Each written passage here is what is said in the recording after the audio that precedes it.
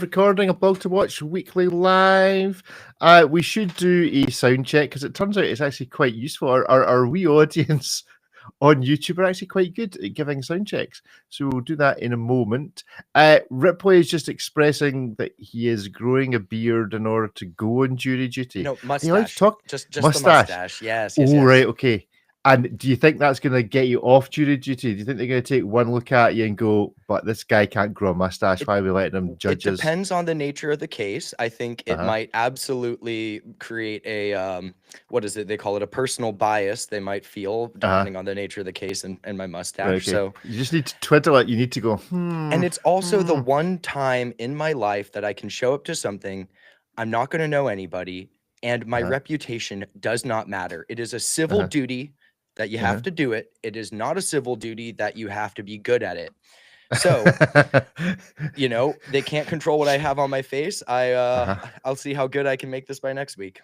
Do you think there's an appropriate watch brand you should be repping while you're there? Or let's say you get chosen each day you go back, you have to have you have to be dressed head to toe repping a different brand until they find the person guilty or innocent.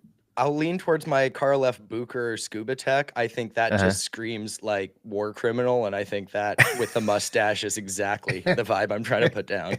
You should confuse everyone by having the subtle nod to Watches and Wonders and have a T-shirt that says ##. Just see what they make of that. Oh, they would love it. The Oris Bear.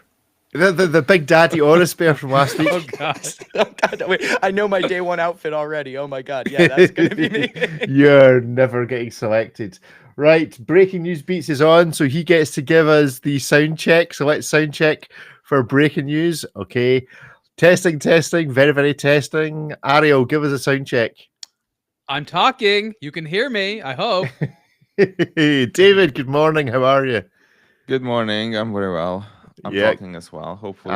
Audibly. How's everyone doing? Good, not bad. Ripley, finally you? Always talking.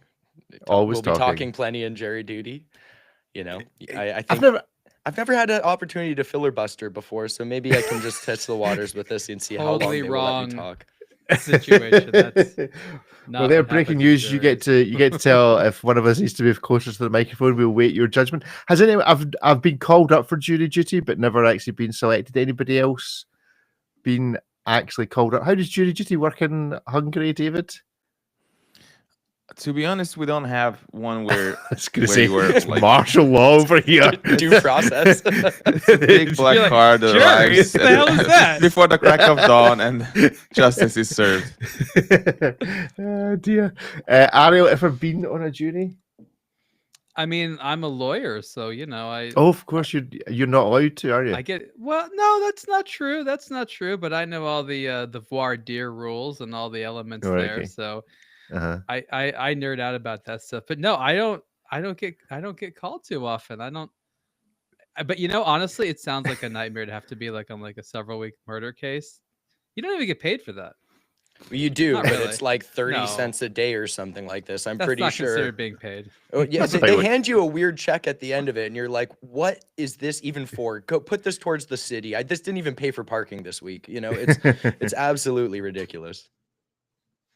Good stuff. Right. Well, our online sound engineer says that we're all good to go. So let's do our vestigial clap and then we'll go on. So 3, 2, 1. 3, 2, 1. 3, 2, 1. Here we go. Greetings and welcome to this week's A Blog to Watch weekly podcast. I feel like this is like Schrodinger's podcast. Schrodinger's watches. At some point, tariffs may or may not apply to the watch you're wearing right now. It's kind of guesswork or how much they may be. That's only political statement I'm going to make. I promise. I'm lying. Why am I the only one not worried about this? Everyone seems totally threatened by this. You own all the watches already. No. I'm usually worried about things that the watch industry isn't worried about. And then it turns out they should have been. I'm not worried about the tariffs at all. So what are you worried about for the watch industry? Oh gosh, I should have been prepared for that. Creative meltdown. I'm worried about the watch industry, you know, being like the the snake that's consuming its own tail, and at some point there's no more tail left. That's what I'm worried about. Increased global costs as something to make people avoid buying luxury watches doesn't really make sense. People are going to want these things anyways. They'll find a way of getting it. Also, I think that watch prices have increased so much over the last couple of years that if they just absorb the tariffs, it's like nothing happened.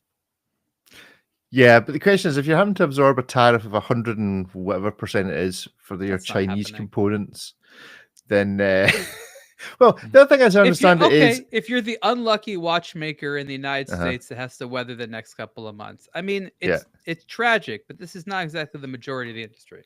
It is also, as I understand, a bit like what happened over here with Brexit, which is we introduced all of these customs rules that didn't exist for 30 years, but realized we didn't actually have any people that understood how to enforce them or how to collect the money or any of the computer systems to do the work, because everything was based on an absolute minimum.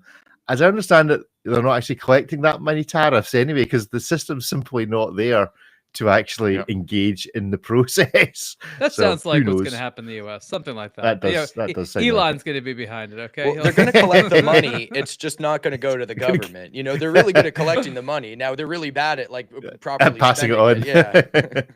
Good stuff. Well, in other shock news, Ripley's had an earthquake in America. Not necessarily surprising, but we've had wildfires just near me in Scotland. Good for you. Some people may be surprised that we can set things on fire in Scotland. That's it. We thought be cool.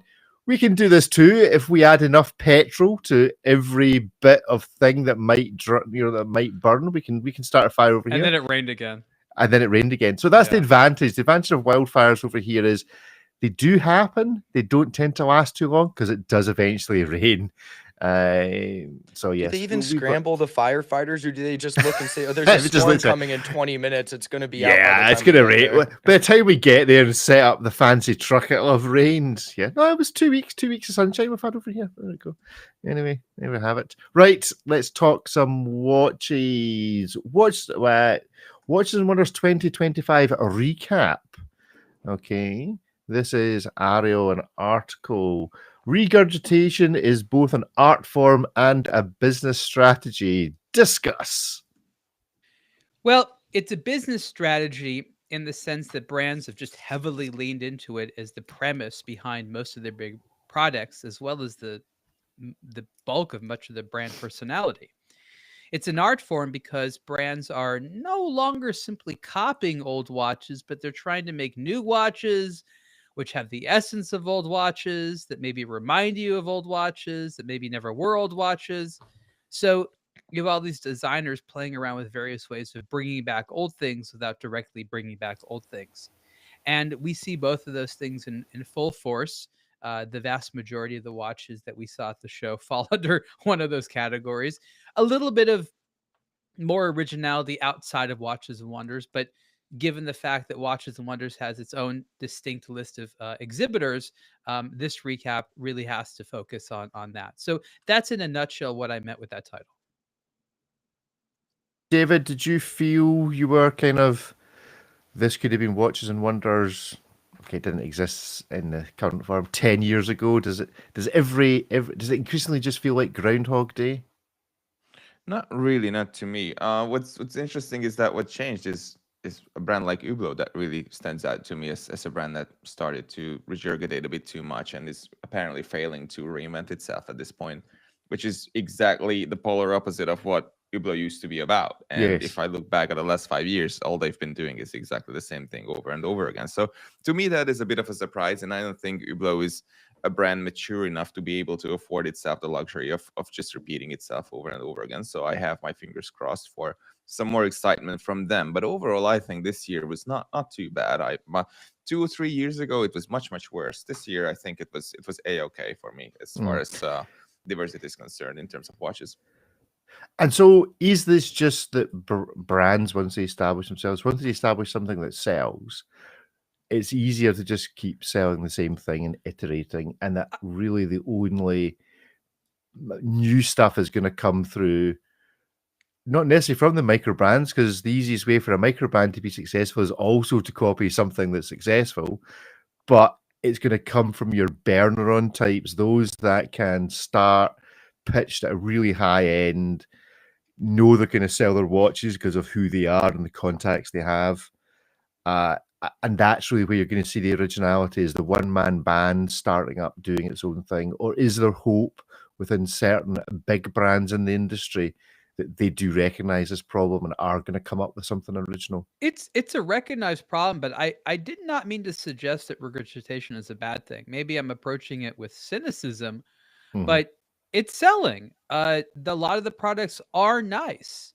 It is as though AI is basically feeding off of one another, and the echo chamber is just becoming more echoey. So there's a lot of that, but it is satisfying to a lot of people, and that's why I said it's become a business strategy as well as an art form. Like, that's just what they're leaning into. Yes, there are brands such as Hublot, and David is correct that this is the opposite of what we expect from them.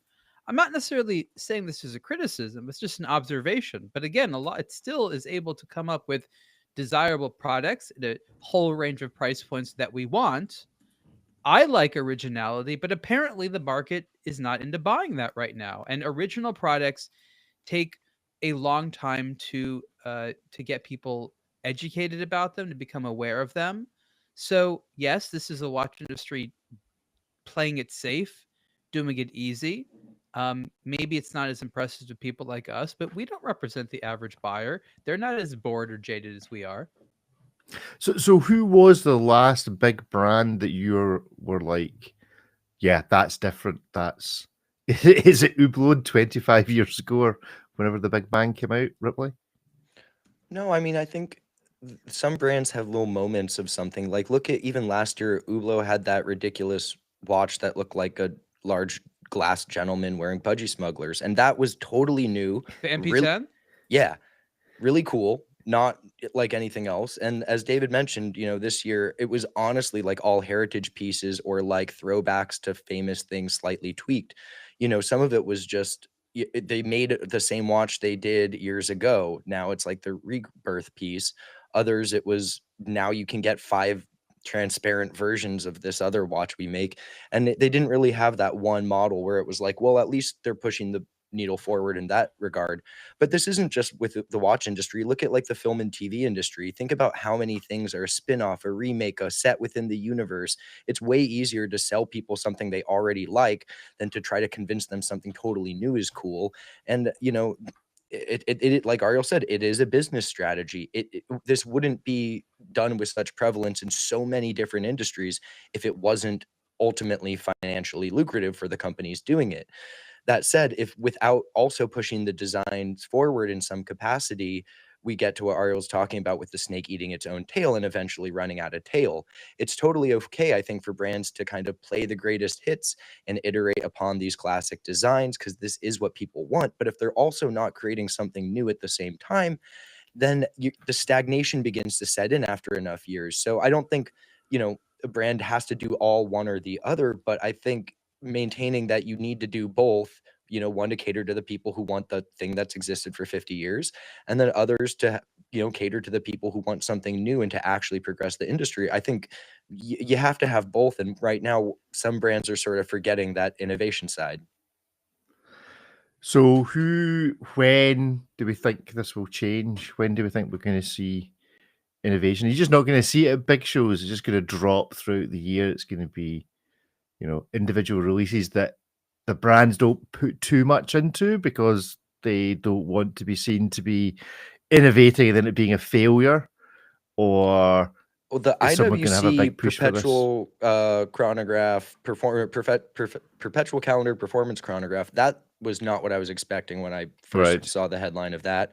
That's pretty modern. I'd kind of love to see that design language work its way back into the Aquatimer collection, but that was probably the most unexpected release from the brand. Everything else I feel was, even if it was objectively lovely, a bit safe, but that is a very modern watch. It's not a design language we haven't seen, but I think it's sort of a contemporary reimagination of what is this old, long-standing complication in the brand's catalog. So if we go to the article which you gentlemen penned of the top 10 watches from this year's, and we simply go through them, is, and give it a rating of newness, regurgitation, good thing, bad thing. So you're first up. I don't know if this was in any particular order, but Rolex Land Dweller, how does that fit into your thoughts about this, Ariel? I mean, visually speaking, it's almost entirely regurgitory. Yes, the movement is brand new. I mean, look, there's an entire article I published in the last 2 days about the Land Dweller and what I think Rolex got right about it and not so right about it. The movement is brand new. The name is new, but it's almost as though Rolex said, "Hey AI, make a new Rolex that looks like it was built from other Rolexes," and that's basically this is what it would give you. Or one thing that it could give you. David? I think that's as novel as it can get. David is looking like he's already given up. He's like, I give up. I've already given up. How do I look at this positively? I mean, I think it's interesting. I'm not sure if we should.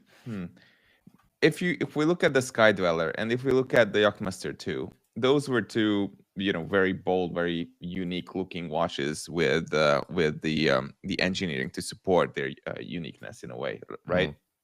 A special dial layout, special functionality, all the rest of it. I think that's more on brand, but I can also respect the fact that Rolex has basically put all its might, and that's why they were so quiet over the last almost a decade in terms of new movements, because they were working on this new escapement, which is a huge deal. So yeah, I think the outside is familiar, but there's only so much that you can expect people to take in at any given instance, right? So here it's a brand new escapement, new movement, and it's a new look for a Rolex. It's not new generally speaking, but it's very new for Rolex. We haven't had something like this in freaking decades. So many of the Land Dweller customers were not even alive the last time Rolex sold something like this. So in that sense, it is new. Okay, Tag Heuer, Formula One Solargraph. All it changes the movement. Yeah, I mean, this is a perfect example of regurgitation done well, but still the almost a textbook example of regurgitation as a strategy and an art form. Okay, Raymond Weil Freelancer Complete Calendar. Again, they refined the Freelancer case, and it's a little bit nicer. This is a look that I don't know, 100 years ago nearly you would have seen on a watch dial. Definitely popular in the mid 20th century, this sort of triple calendar layout. There's been any number of watches. Here Raymond Weil comes in with a great value proposition. There's actually some good innovation. I love how they did these pushers on the side of the case to completely replace the inset pusher that you need a tool for, and you can use your finger, but it's also flush. So there's some innovation, but again, no one's going to look at this and be like, ooh, fresh design. Okay, Ulysses Nardin Diver Air. Well, it looks like it's been eating itself. It's the most anorexic watch there. It's beautiful, though. I mean, this is sort of like kind of the theme with all of them. It's like new tech, but it repackaged in a visual presentation that is familiar to people. The Rolex is an oyster quartz with this crazy new movement. The Solargraph is a solar version of an old F1. This is the diver we all know and love, but it is uber skeletonized, made from all new materials, new movement, weighs less than a tennis ball, all of that. So this is sort of the theme for a lot of this. It's an old design expressed in a new manner with all the other new stuff, but it's not going to visually alienate anyone unless you really just don't like skeletonized pieces. So is the story of this year's Watches and Wonders then the movements rather than the designs? And is that the watch industry eating itself because Joe Schmo consumer probably doesn't care that much about the movement? They probably care more about what it actually looks like. They're not bothered that it's got this fancy escapement or is 45 grams or is whatever. Is the ultimate signal. That's why we have so many skeletonized watches. Not because it's pretty, but seeing that mechanical movement is the ultimate signal. This is not a smartwatch. This is not a fitness tracker. This is something else. I wear this because I like it, because I have culture or disposable income or whatever you want to say. So I think that's really how to interpret this sort of obsession with skeletonization. Okay. Nomos Club Sport Neomatic World Timer. Mishmash. or something genuinely interesting? Well, they've regurgitated it. Probably was their most popular in-house movement into a different collection with a slightly different layout. You know, that it works well. Again, the Ingenieur. This is not the year that IWC came back, brought it back, but it brought it back as a reinterpretation of the original that was sort of never really made in the right way, and they made it lovely. And there's black ceramic and gold, and they're beautiful, but no one is claiming that there's anything innovative here. It's just a very pretty product that, again, is meant to be reminiscent of the 1970s. In the chat, for those watching on YouTube Live, Breaking News Beats makes this point. Hopefully Rolex or somebody will make something like the Zenith Defy or Frederick Constant with a silicon balance that took out like 75 movement parts. Now, I remember putting my name down for one of those Zeniths that then never made the light of day.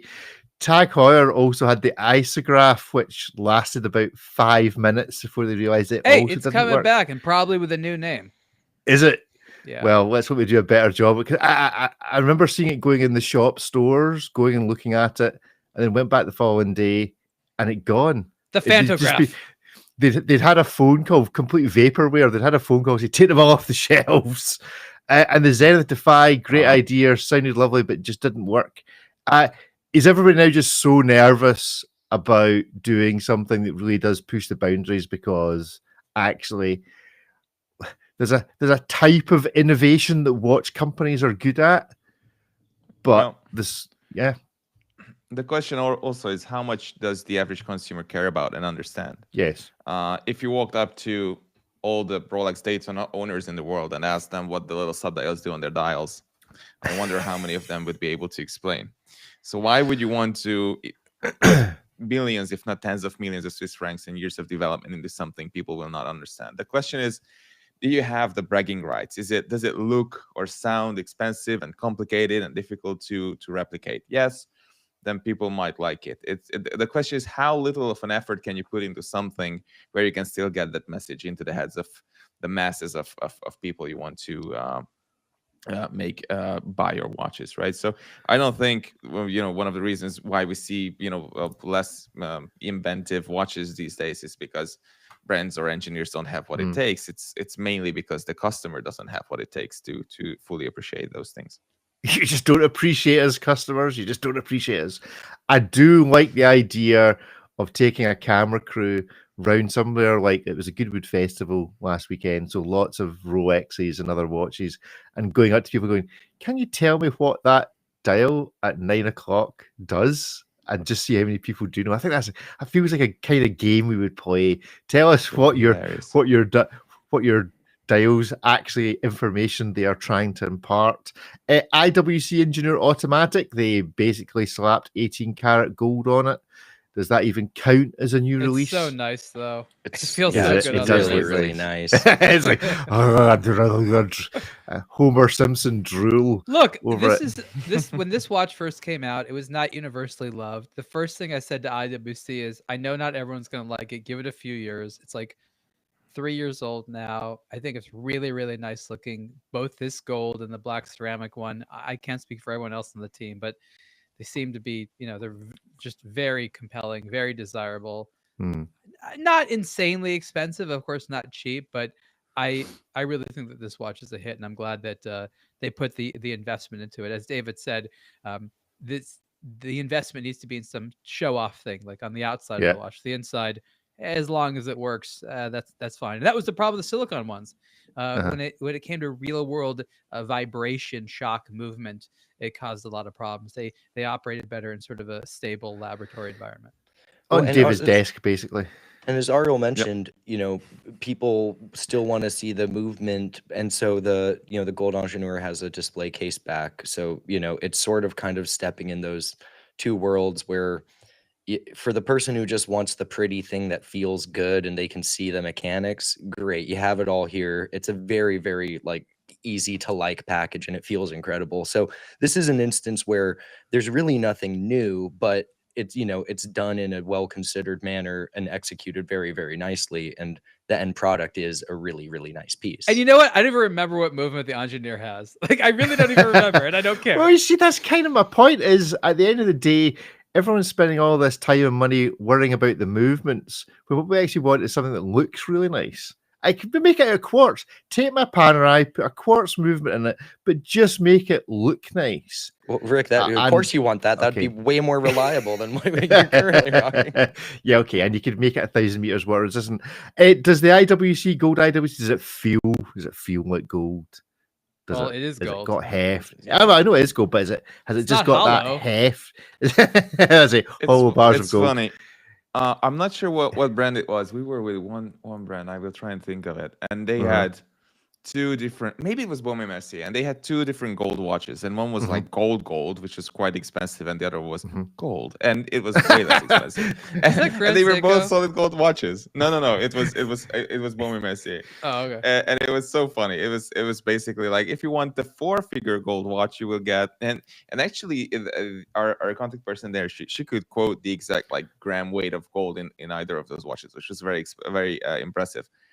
So these days, what brands will do, and I'm not saying IWC, but basically almost all of them, and it's very rare for you to find a new solid gold watch and a gold bracelet that actually feels really, truly very heavy. And if you go back and, maybe you meet someone who has like a 15, 20-year-old all gold watch from way back when, then those are heavy, like really very heavy watches. And these new ones, you can really feel that there's been some games being played with gold sometimes.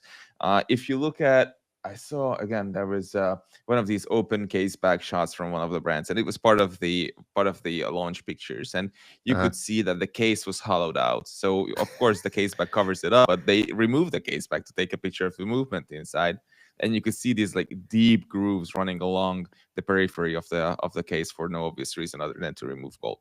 Rolex does that well, if we're being honest, and given the number of watches they make. But yeah, if you open up any gold Rolex and look at its steel equivalent, it's not just the same thing rendered in gold. There's a pretty sizable space for the movement, whereas the steel one just basically sits flush against the case. Oh, that's interesting. Also, but to Rolex's credit, they also use gold spring bars, right? I saw someone, and their gold is the most plumb of many manufacturers. I saw someone X-raying an AP, a Patek, and a Rolex, and the Patek and the AP, they all came up, certainly at 18, as they should be, but the Rolex that was closer to 19. So if we really want to get, I don't think anyone's knocking Rolex for the ultra gold. And to David's point, they're like almost the one brand that works counter to it. Like, you feel an old gold Rolex bracelet, it's relatively light, and then you feel a new one, it's like Thor's hammer. The whole thing is just a big solid brick. So they're kind of the one brand where the newer you buy, the like heavier the gold watch you get, despite there being a bit of play in the case. Now I really want gold. Thank you. Get heavy gold. I really want some your little pharmacist scale. Gotta have that gold. I really want to compare a gold Rolex opened at the back with a steel gold Rolex the same, and I actually have a look. I don't know if you do some 3D modeling, a 3D scan to just see what the overall volume of watch content is between the two. So yeah, if somebody would like to loan us, who could? If somebody would like to loan us a gold Rolex and a steel one, we need and a steel one. I do sweepstakes. Let Rick destroy your gold Rolex. Yeah. Internet views. For internet, you see, you're going to think that if you did that, you probably if you timed it right, you probably get your money back on internet views destroying an all gold Rolex. That's just the way the internet works these days. You're going to need an awful lot of views, my friend. So yeah, IWC gets the big hands up for doing nothing more original than making it gold. Zenith GFJ, which sounds. It's just a weird name, apart from anything else. It sounds like it's something else. I'm not quite sure what it sounds like it is. You don't want to know what GFJ stands for. Yeah, exactly. GFJ. Oh, no. It's the GFJ. It reminds me of, what was the book, like the BFG? BFG, like exactly. Big Friendly Giant. Exactly. Okay, Joseph in the chat's now giving us the $3,241 an ounce. So I don't know how big an ounce of gold is. what it looks like. But do you reckon you could make a gold watch an ounce lighter by hollowing it out? Save yourself $3.5 grand. I don't know if that's in the scales. Zenith. I would just like an explanation as to why we thought this was in the top 10 of releases from Watches and Wonders. It's really pretty. Just because it's nice. So It's nothing to really do with the pretty. movement. They got the historic Nothing to do with the movement. originality. No, this is all about the movement. Mhm. They just cased it in Right. a really, really nice manner. I mean, this movement, it's the most awarded movement of all time, like 256 individual chronometer awards. This absolutely destroyed from like the late 40s into the early 60s when they made it. It was all about like the Caliber 135 was basically created to just own at these chronometer observatory tests. And it did it better than like any other movement. Now, we often forget Zenith even did this because the El Primero is just so mega legendary. But they did have this thing. It fell out of fashion. There were two versions of it. One specifically made for submitting to the observatory trials. It had 135-0. Other than a 10-piece limited edition, which had vintage movements restored and updated by Kari Voutilainen himself and done as a 10-piece with Phillips Auction House, this movement's kind of been gone from the catalog. So they revised it, updated it for modern standards, along with new finishing. You actually have shock absorbers on the on the balance staff. The old one didn't because 1940s being what they were. And so it gets -2 + 2 seconds a day. It has a low frequency of 18,000 vibrations per hour. It's a pretty movement. It's a historic movement, but then they cased it in platinum. It's a really lovely case. The dial is lapis and mother of pearl with this cool brickia shape pattern. You can optionally purchase it on a solid platinum bracelet. It's just a really nice execution that the movement's not new per se, but it kind of marks the formal revival of it. But this wasn't like they just stuck it in a simple existing design. They actually made it look really pretty to celebrate, the revival of this historic movement for them. Very well thought out regurgitation. Yeah, really, really well considered regurgitation. And like and what not does pre-digested regurgitation either? It still feels a little more fresh than like that like came out from last night. It's been down there deep. They had to get that one up from way below. Yeah. Did they reveal what GFJ means? Yeah, it's the name of the guy. Yeah, the company's founder's initials. Jaco or something. Oh, right. Okay. Yep. So it wasn't a Mr. Zenith then?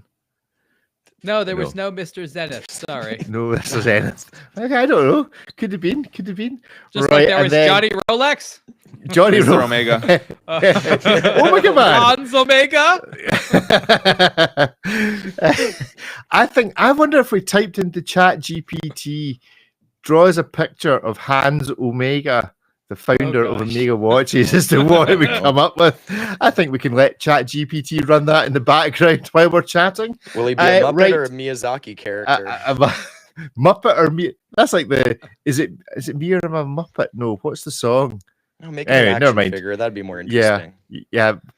Omega. Yeah, Hans Omega. It says that he's the guy. It's Nakatomi Plaza. Hans Omega. It's all coming together. It's a bad B movie version of Bruce Willis film. Die Hard. Is that Nakatomi Plaza from Die Hard? That is Nakatomi Plaza. Yes, Calatrava again. A regurgitating. Precious regurgitation. Yes. That's how we see. And then Grand Seiko. Okay. People are now suggesting 1960s, very fine adjusted, ultra fine adjusted, maybe a little bit more engineering, intellectual, but still regurgitation. Regurgitation. Also, regurgitation of a watch looks like they released 6 months ago. Released already. So in the chat, people are now suggesting the names of brand founders based. So it's John Zenith, in fact.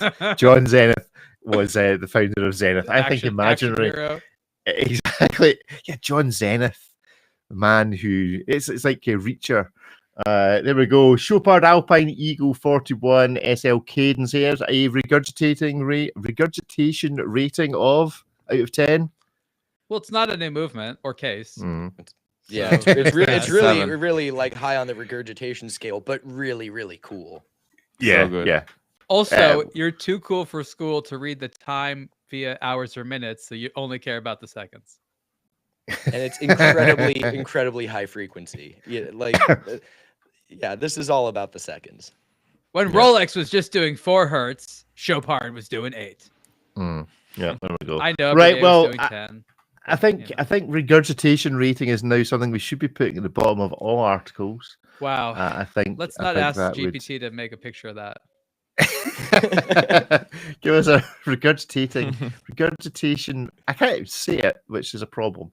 Okay, right. We're going to do break into some hit miss maybe shortly, but let's have a look at something. We spoke briefly about this last week. Ripley, you've had a hands-on with the Doxa. Yes. Tell us a little bit about this. The Doxa extra hand. The Doxa Doxa extra hand. hand. It's interesting. Okay, first of all, regurgitation rating for the Doxa. Regurgitation diver.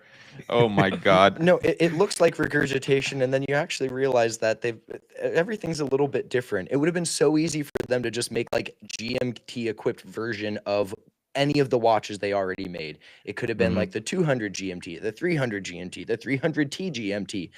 Instead, it's the 250T GMT. So it's 1 millimeter larger than the 200. So it comes in at 40.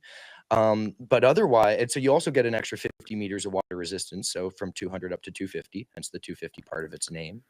But then at a quick glance, it otherwise looks the same until you start dissecting it a bit further. It has the same exact dual scale diving bezel, unidirectional, that you'd find on a regular Doxa diver. But then it's got a little chapter ring in there, split colors with the 24-hour insert. And then if you look a bit harder, you realize there's this weird skeletonized 24-hour hand. And that's beyond that, and the 1 millimeter difference in depth rating, that's why it's different. You mean the ghost of the minute hand? Yeah. That is exactly what it is.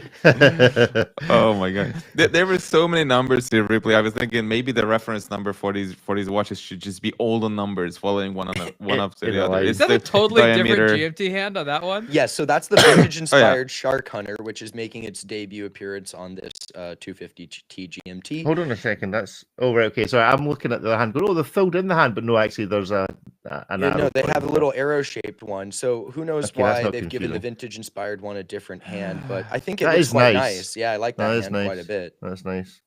That's nice. Okay, so yeah, 9 out of 10. Probably actually an 11 out of 10 on the regurgitation rating, but at least a pretty attempt. Is there an April Fool's joke in coming up with a system for Doxa to help someone select what Doxa to get? We've been talking about this as a team, and it is, for me, I mean, I like Doxa a lot, but it is almost a joke at how many models they make which are similar. And I guess that's not so much of a problem unless you're trying to pick one. I have to recuse myself from this conversation being a Panerai owner. But I find I find that the idea of I think it makes it simpler. If each brand only made one watch and they all looked basically the same. No, Doxa does it differently. And it really didn't matter. It was just like, what color is it? But it would make my life easier. No, that's why I like Panerai. I'm a simple human being at the heart of everything. I just want something with a wee lock on it or a jingly jangly bracelet like the Doxa, and that'll be fine. The Panerai ones, it's difficult to tell the models apart. This one, there's redundancy where there's like multiple different models who have some of the same colors and are seemingly a little bit different, but not in all ways. It's sort of like, it's like when you're picking like vehicles in like a racing game, there's no one better one. It's like a slider of different features. And you're like, I don't know which one is better. That's what I'm talking about. But breaking news is suggesting that Doxa have the Ferrari naming convention, which is just a bunch of numbers and they don't actually mean anything. It's like that sounds like a cool set of numbers. Oh, these numbers mean nothing. That is true. However, nothing. Also in the live stream, David looks like he's going to try and, if he could jump through the screen to pick a fight with Joseph, suggesting that the Chopard Alpine Eagle is overrated. I think he would. Joseph, do you live near Hungary? That's what we need to know. And can David come and pay you a visit? David's like, why? Why? In the chat, why do you think this is overrated? But I also put a sad smiley in there. I was not picking a fight. I was just like, why? Like, I'm sad that you think it's overrated. Yeah. He means overclocked, not overrated. Translation issue. I will say this about the Doxa. I think probably the most divisive feature of it is the shape of its 24-hour hand on the standard models, not the vintage-inspired Shark Hunter version. I don't love the shape of it from a visual standpoint, but the reason it was done that way is because this is first and foremost supposed to be a dive watch. It simply has the GMT capability as a secondary feature. That's why it doesn't have like a 24-hour bezel, and it's really supposed to be just a secondary feature. It gives you a second time zone, but it still is in no way making any compromises to a regular dive watch. So it's not luminous because you're literally will never need to look at the time, under the water and to figure out the second time zone on a dive. Speak for yourself. Oh, thank God it's 4 p.m. in Paris, So it was done to be as like unobtrusive as possible. If you were diving with it and you hit it with your torch and looked at it, it would still illuminate in the same fashion. It's not really detracting from the minute hand or causing confusion with any of the others. It was really made to be a secondary feature. Does that mean it looks better? No, but like it's nice to know that it was at least intentional rather than just someone walking in on a Tuesday and just doing an outline of the minute hand and transposing it by 30 degrees. Yes, the artist's impression. So no, you weren't supposed to put that. You were supposed to fill that.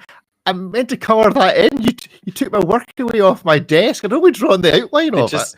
Like silenced one of the layers in the Photoshop rendering that was the I actually clicked the off button for the layer. It was supposed to be tartan colored or something, and that's what we missed out. We missed out on the originality because somebody switched off the layer on the Photoshop that we're using.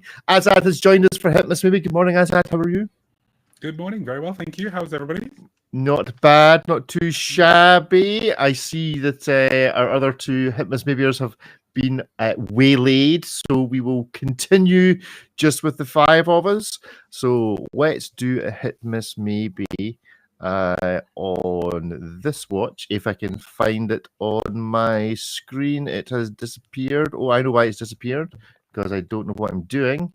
There we go. We'll try that again. First up, just hit the website, and we're going to review three quite unusual watches this week in our Hitmas Maybe. So hands-on, Christian Vanderclaw Grand Planetarium. Is it eccentric as opposed to eccentric?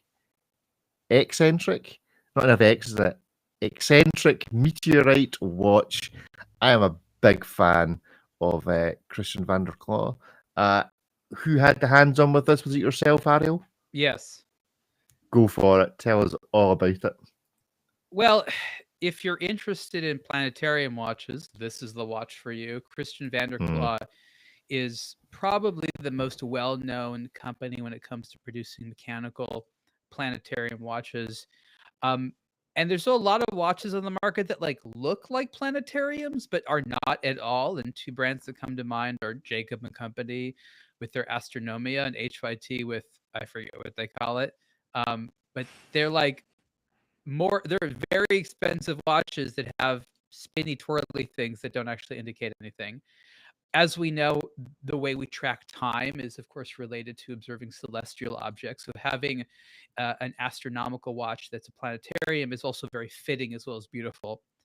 What Christian Vanderclaw did is a couple of innovative things here. First of all, they took the entire dial. It has all 8 planets on there. And the eccentric part of the name comes from the fact that rather than spinning in circles, they have these elliptical orbits that more accurately match how they move through our actual solar system. It also tells the time and has an automatic movement. It's not crazy large. It's got this beautiful Aventurine dial.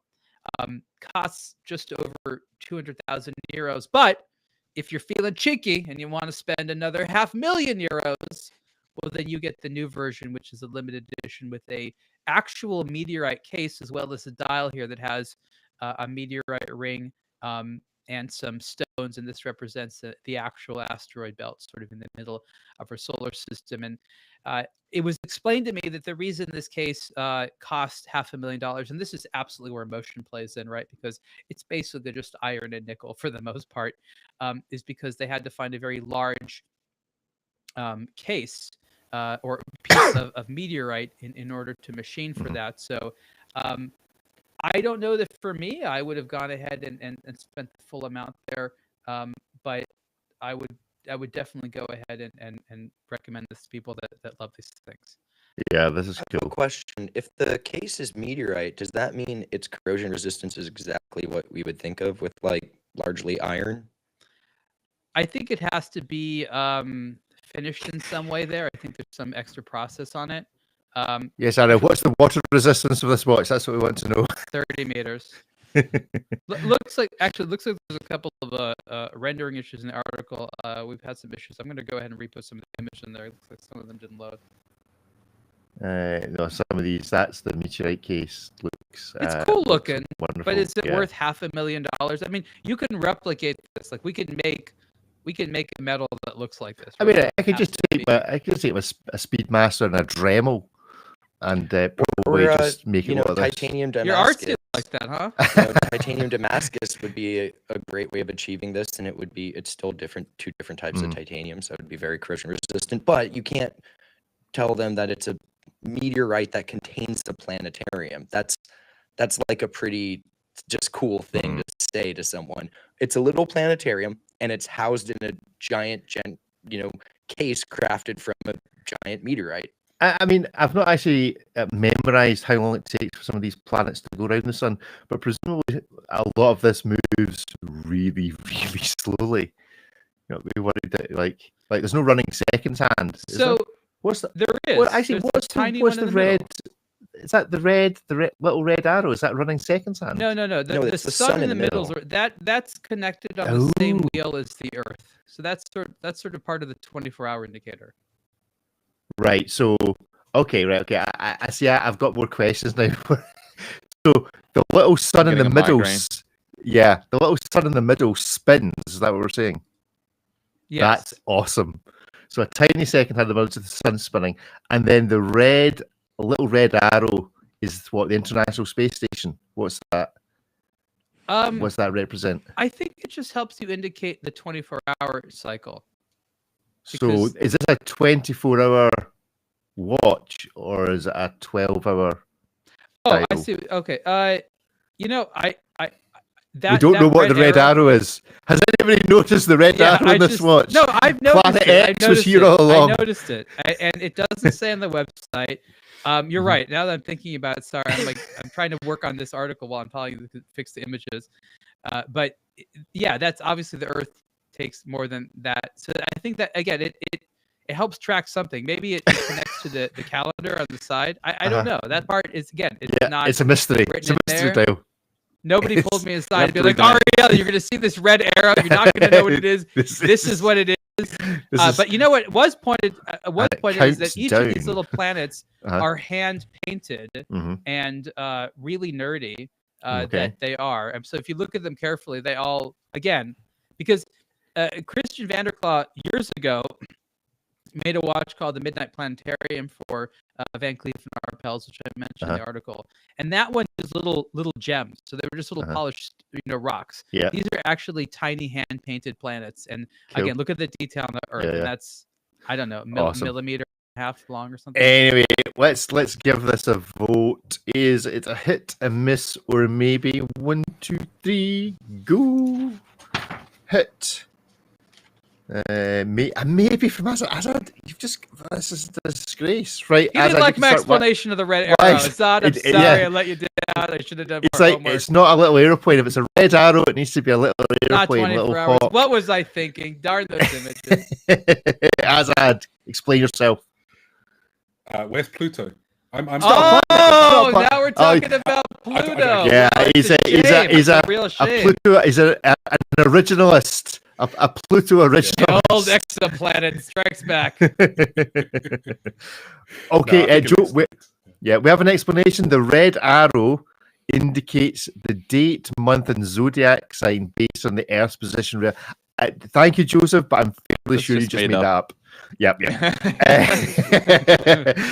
We do also, just before we drift into elsewhere, Azza has commented on our previous conversation about the docks. What if you drifted underwater into a different time zone? I would be Your intrigued. Decompression will be legendarily long. It will, yeah. I'm curious as to whether there is actually anywhere you can go realistically diving and cross a time zone at the same time. So if anybody knows of any good diving spots where we could actually do that, take a Doxa GMT India comes to mind. between time zones. There must be somewhere. if you think about the shape of the Earth, as you go deeper, surely all the time zones get there we go. There's that. Yeah, do the time zones There are the must be. time zones angled? These are the questions we need answered. Are the time zones angled? This reminds me of Gremlins when you're not supposed to feed them after midnight. I'm like, midnight where? Good stuff, right? David, you give it a hit. Yeah, of course. Of This course. has to be a hit. Yeah, it's absolutely. it's just earned it. Yeah, Ariel, you obviously loved it. Yeah. Also, don't forget how they laser etched the hour markers under the sapphire crystal so that it doesn't interrupt the dial, but there is actually a scale to read the time. Okay, they laser. Oh, so they do. There we go. On that picture, Yeah, tune in that should be more to common. A Blog to Watch Weekly live on YouTube and see the images of the etched. Well, but although there's a sun etched as well. Where's that? Just at 12 o'clock. Just at 12 o'clock, right? Well, that's pretty cool. Ripley. Yeah, how it's gotta be a hit. This is just conceptually cool, crazy executed, and I mean, I can't imagine how long it takes Neptune to make one full rotation. But like, yeah, how can you not like this thing? Yeah, it's just awesome. Always loved that. It says on their website it's some crazy amount of years, like 180 years or something. I don't remember. 140 years. So maybe my grandchildren will see it happen. But if you think about setting this watch is easy because they're all lined up, right? It's not like Mars is going to move faster than another one. At least we hope not. So if the watch dies, you just sort of set it to the current calendar and everything should line up. So it's like probably easier to set than a perpetual calendar. So are we saying that when we ask the Rolex Daytona owners, do you know what that dial at 9 does? We should also issue them one. This is actually a simpler watch. This is actually easier to use. Get rid of your Daytona and use this. That is a better watch. Hey, more people know what Jupiter is. Cool. Right. Next up is going to be, if I can get the page to load, is going to be this. Also, Ariel, you have had a look at this watch, and this is the hands-on Cross Studio Marco Tedeschi MT1 chronometer Tourbillon 7 Jours watch. So it loses 1, 2, 3, 4, 5, 6. It loses 7 points because it's got 7 more words after the first 3. Your watch is only allowed to be 3 names long, so it starts on a -7. But other than that, what is so special about this watch? So this is like the new entry-level watch from Cross Studio. Founder Marco Tedeschi, who is actually a pretty good engineer, decided to put his name on the watch, which is a nice idea. I mean, I think after Rexep from Macrivia did that, everyone's like, "Oh, we need to do that too," and it makes sense. It better connection. Just waiting for John Zenith to. This is a pretty nice movement. It does some cool stuff. First of all, the case doesn't have a traditional crown. You sort of spin the back, similar to you'd wind like a John Freak. Oh, okay, and there's this inset pusher on the side of the watch, and that toggles between winding mode and setting the time mode for sort of the wheel on the back. Right. So it's a pretty good system. As the name of the watch implies, it's got a week of power reserve, which is a nice long time. I would have liked for there to be a power reserve indicator, but as part of that skeletonization, which is actually really nicely done, a lot of hand finishing, you can see some of the mainspring barrel. So in a rough way, you can actually kind of see how wound it is. Yes, it has a flying tourbillon in there. Again, in the scheme of these types of watches, it's pretty well priced. It's, I think, 68,000 Swiss francs. So, it's that under the 100,000 mark that I think a lot of people are looking for.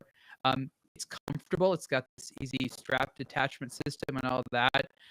Again, it's not trying to be for everyone, but it's a nice original movement.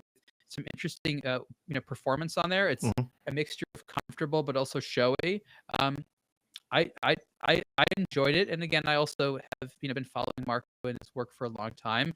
It's this or that crazy Star Wars prop that they make for the mega fan. And interestingly, you can wear the watch 180 degrees the other way around if you like.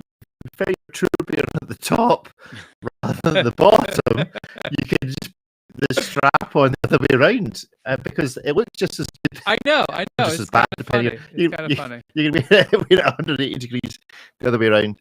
Good stuff. Right, let's give it some hit miss maybe treatment on the count of 3. 1, 2, 3, go. Maybe hit, maybe right as the hit. Why? I think they've done a really good job with the finishing on that skeletonization and movement. It's a good looking watch. Interesting case as well. I'm actually quite surprised how domed the crystal is for how legible it looks as well. So they've done obviously a good amount of anti-reflective coating on that crystal. It looks great. Yeah, I'm trying to think. Is it the Am I just like feeling that this is like the Pebble watch or something, but with a movement in it? I'm just getting this You kind just of want vibe. lugs so badly. Like an Icopod, but just like done Icopod, that's it. absolutely to the tease. Yeah. David? I'm not too moved by it, but yeah, it's just a maybe. If this is your, how much is it? $68,000 or Swiss francs or. Holy moly, that's a lot. Well, I hope they move them all. I hope they find good homes, but this one's not for me. Yeah, fair enough. Ariel? I mean, I like it. I mean, the watch that they made this year that's very weird for me is they made and it's much more expensive, a Harry Potter watch with there's a tourbillon, and around the cage of the tourbillon are what is that game? Quidditch? The Broom Quidditch, Riders? yes, that's yeah. And there we go. and I am Transformers, not yeah. I'm not the biggest Harry Potter fan, but for me that's slightly. So when I was like this elegant, nice thing, and like the Harry Potter orbital tourbillon, this one just won very easily. Okay, that's Game of Thrones. We're on the Cross website. That is Transformers Rise. I mean, presumably he has to pay IP on all of this. Oh yeah, He has to pay some sort of licensing. So they must be selling these because he presumably has to pay for it before he makes them. So it's not like there's ways around that. Come on. Okay. I don't think the Harry Potter one's Batman collector set. I'm just having a look to see. Let's see if we can find. There's the Marco Tadishi. Oh look, lugs! You got lugs. Yeah, you want lugs? So many got people lugs. complaining about not having lugs. They made a whole new case with lugs. Look at that. Central floating tourbillon. I actually didn't realise they had quite such a wide range of watches because the only ones I ever see spoken about are the ones, frankly, I would never even look at. Like, for example, the Space Jam collector set. There's a White Lotus collector set. The White Lotus watch. That's just insane. Nuts. A Game of Thrones collector set. Regurgitation. Talk about that now. Yeah, okay. Look at 13 out of 10. There Wonder are more Woman of these than of tourbillon. Speedmasters. What is happening? Right. Ripley, your thoughts on this? I quite like it. I'd want to see it in person. To before I pony up Before you push the button. $1,000 or whatever, because there's also a lot of other kind of equally compelling things from their catalog. And if we wanted to talk about Doxa with their countless iterations, this kind of also I couldn't choose one of these. But I think I quite like it. I think the movement's really interesting. I sort of like the juxtaposition of this really intricate layered mechanical internal structure set inside possibly the most simple external case that shape you can think of, but then it's deceptively complex as far as the winding system and the button. I quite like it. I'd be like maybe leaning towards the hit. $68,000 is a lot of money, so this is kind of definitely one I just want to experience the proportions. But all things considered, I think this is one of the more tasteful releases from what's a vast assortment of pop culture homages. Okay, right, let's leave it at that. And our final, it's going to be a kind of collection review. And also I'd like to speak about, what else did I watch in Wonders? And this is the hands-on, Celine has penned this, H. Moser and C. Endeavour Pop Collection watches. Gentlemen, did you spend much time around Moser at Watches and Wonders? Yep, we were in there. So a bunch of these amazing watches. They had a very difficult booth for photography, at least. So we had to do all kinds of all kinds of magic moves and whatever techniques to get light on these watches. But I think we made it. Did they borrow the Baume & Mercier black? Or was it Mont Blanc that had the black photography booth a couple of years ago? Did they borrow that? Did they? It's just a dark space, no reflection, nothing. It's impossible. So, what do you think? So this is the Pop Collection multicolored. They look like wall clocks from Pee Wee's Playhouse. Yeah, I'm not. And they I'm should be not priced sure. Like, accordingly. yeah, I'm not sure. Like the direction that Moser are going in with. There's these. a direction. Okay, fair enough. There's not really. Have they just like? Did Richard Benck leave his like notebook behind when they designed the collab?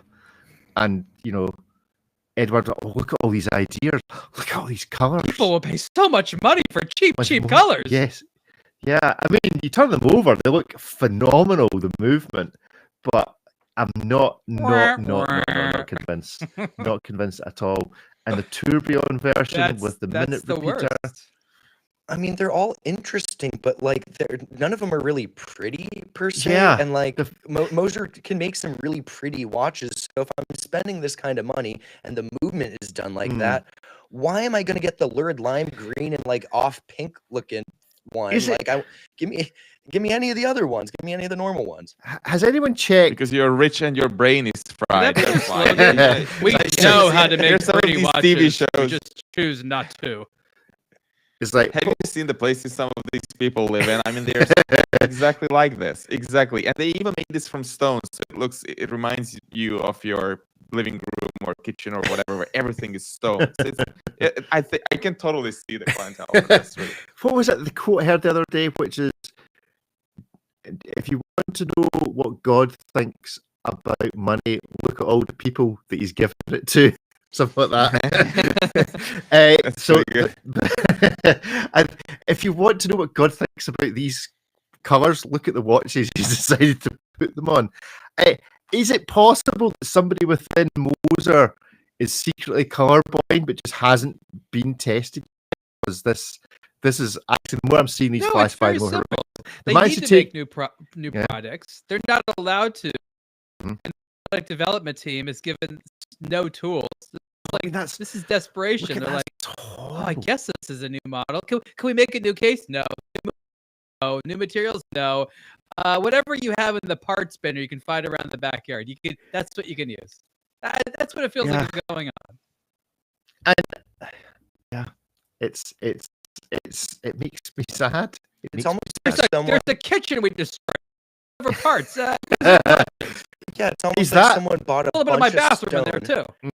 They had the stone. They're like, well, we have to do something with it. But like, it was bought on a whim, and then because there's so many, it's not even like there's just one. There's just like a whole smattering of these colorful things, and it just seems like, did they have a quota to hit for like the use of material or something? Here's what I'm not sure they made it, because down the road, someone will call them and be like, "You have that blue and green one?" They're like, "Oh yeah." My problem is that this is what they lead with. Okay, leave this stuff in the back. Don't even promote this stuff. Let this be like a special kind of like, "Oh yeah, we made this too as an experiment." Moser, lead was more interesting, and I guess I know I've complained about pretty much everything you've led with at SIHH, and I thought they were too collegey. Now a lot of that is going to products. I made fun of your cheese watch and the one that had moss growing on it, and a lot of your jokes. But the one that copied the Apple Watch, that sold for a while. So look who's laughing now. But guys,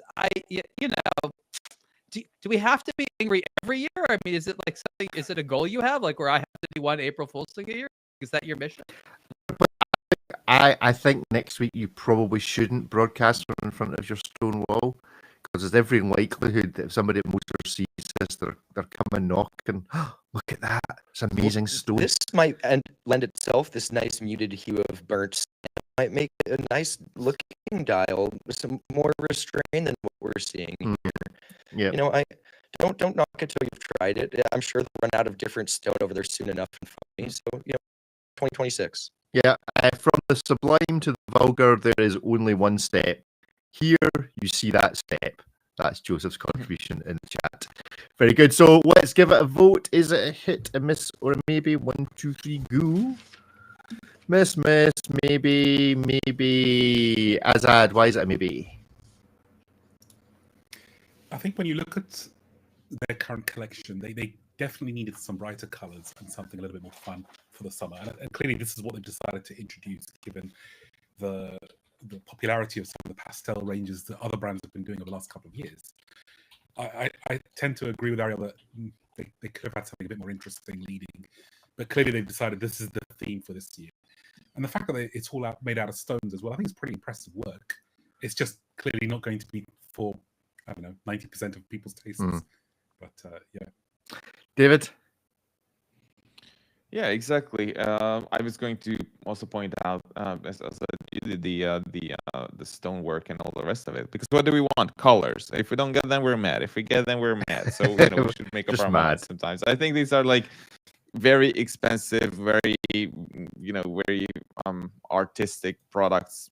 Stuff that you buy to entertain yourself. I don't think that these are that scientific or anything like that. There's very little color science, probably none, which is a bit of a slap in the face. It is true. If you look at what Nomos is doing, they get funky with the colors, but somehow there's a little bit more science, at least there appears to be, than there is behind these.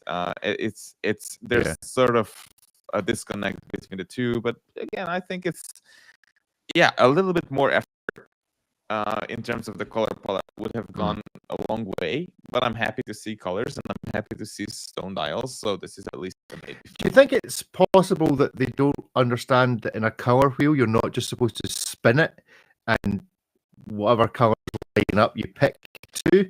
The idea of a color totally wheel is supposed to, there's like an arrow at the top. Let's spin the wheel. I will make it those two. The color wheel has revealed it's like the magic 8-ball of color wheel. I also agree with what Ripley said, that this does have major, like whim purchase vibes to it. It does feel like, we just bought a bunch of stone and now we have to make dials out of it.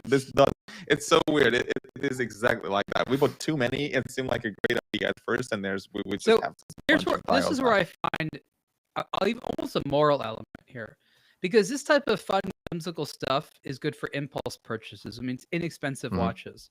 When this sort of like impulse, like I'll wear it for a week and forget it thing, and they try to tell us that you need to spend H. Moser money on that, it's insulting, because even people who could afford it, that's a bad idea, right? Like, this should be a classic watch when you spend this level and you're like, okay, it look good today, it'll look good tomorrow. Maybe it won't be the flashiest thing, but it'll sort of always look good. Like, you not only need to be in the mood for this, you need to be like in the right head chemicals for this. And I just don't think that has that lasting element. So I think the reason I'm angry is that a watch that priced this amount, they try to be like, oh, and by the way, we're also going to put a tourbillon in there. It's like, oh God, make it more expensive. Who wants the minute repeater version of this? And I think that's more why I get upset about it, because it's great to play around with this, but not at serious money like this. That's just irresponsible. I do. Nothing gives one the opportunity to be responsible than luxury watch purchases. It's true. that's where we all go to. We want to show almost how like restrained and sensible we are. Buy a watch.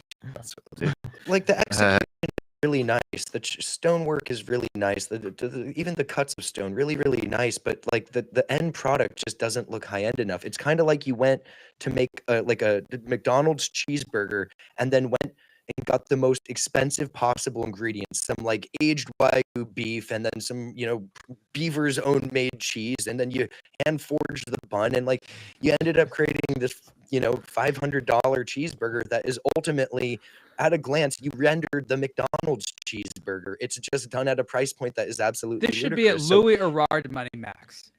And that's where you'd want it, and you'd want these kind of fun dials and stuff like that, because they are really nice looking cuts of stone. But again, this level of execution for this aesthetic and this concept just seems like very disproportionate, and I think that's where I just get the dissonance on it. Is Archie Luxury still a thing? Is he still on the go?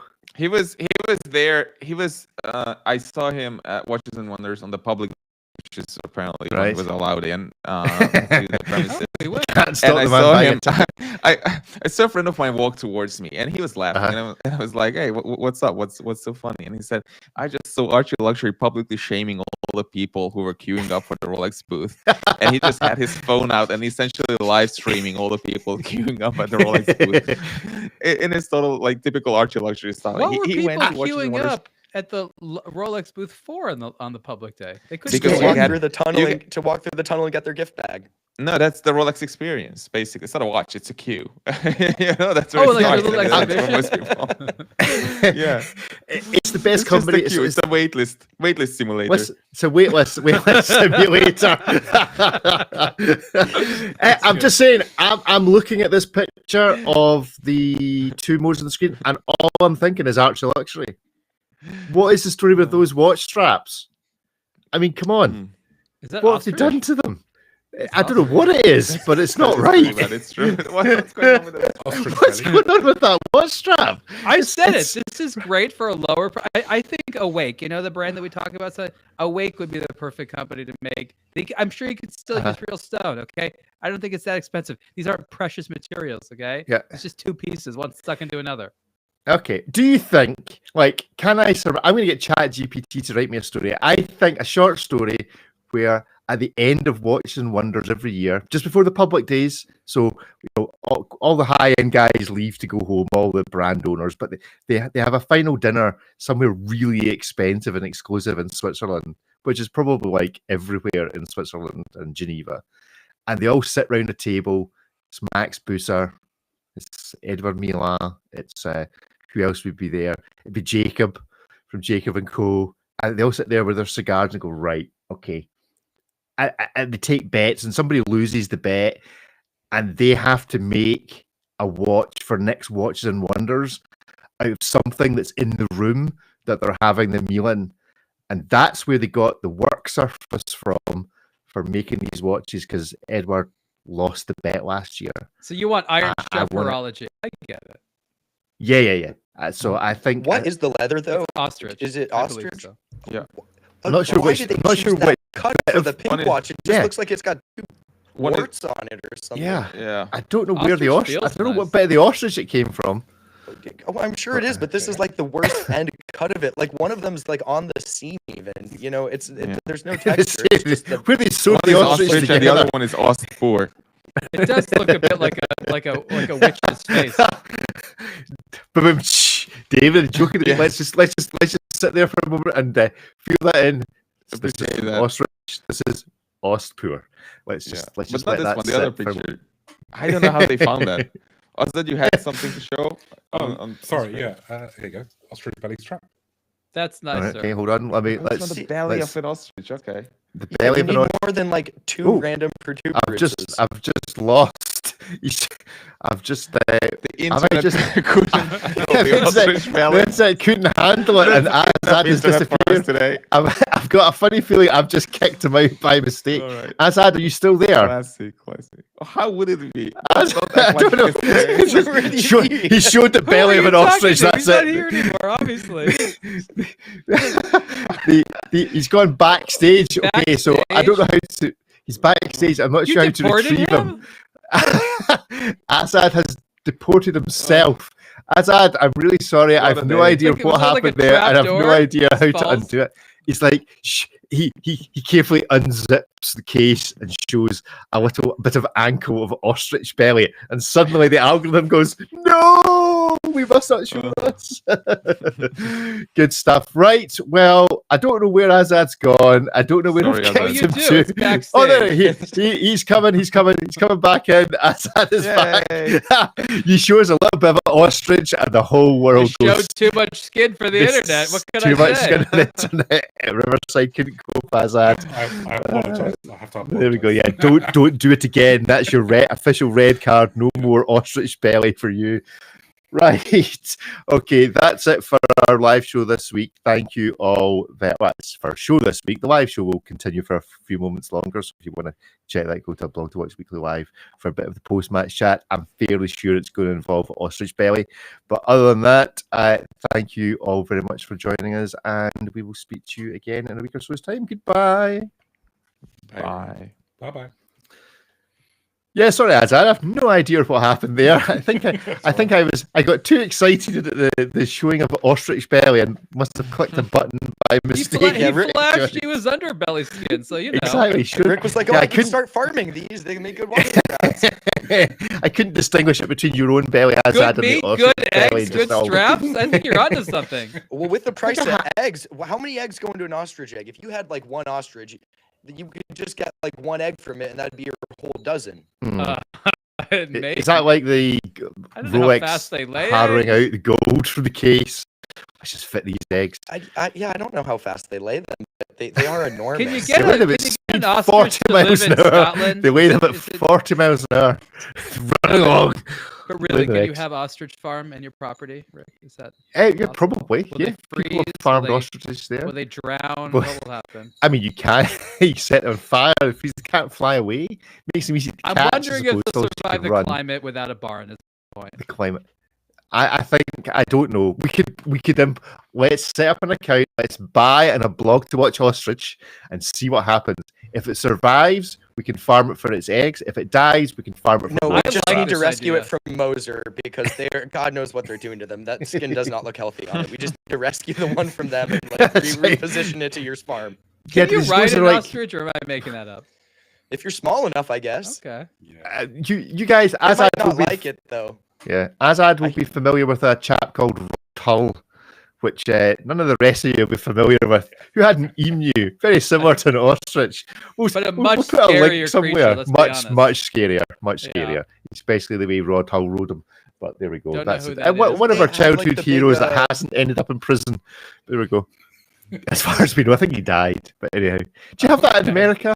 Are all your People childhood that heroes? die, yeah, we have that too. No, but are all your childhood heroes slowly being found out for being criminals of some degree or another and going to prison? That's generally what's happening they in live this fast country. and loose. You're right. It's usually jail or ill Yeah. health that gets them. Yeah, okay, that's fine. Anyway, enough of that. You can't slander the dead or those in You prison, I either suppose. die a hero or live long enough to see yourself become a villain. And I Yeah, think that okay. perfectly applies to a lot of the TV show hosts from our youth. And probably a lot of watch brands as well, and their owners and hey, leaders. There we go. Some of them Schwarzenegger started still in very prison, in proud.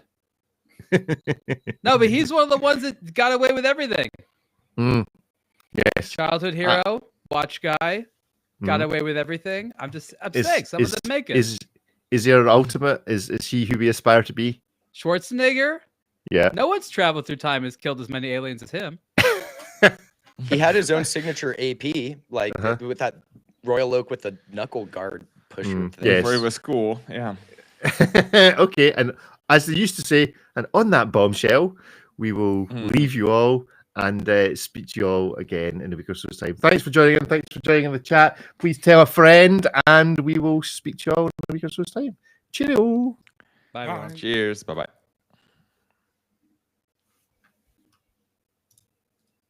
Okay, so that's the real end.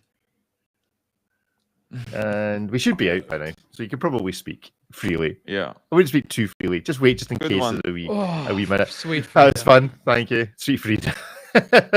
Right. Thank you, gents. That was fun. I still need to upload a few megabytes here. Is that right? Is it still going for you? A couple of I'll check it. megabytes.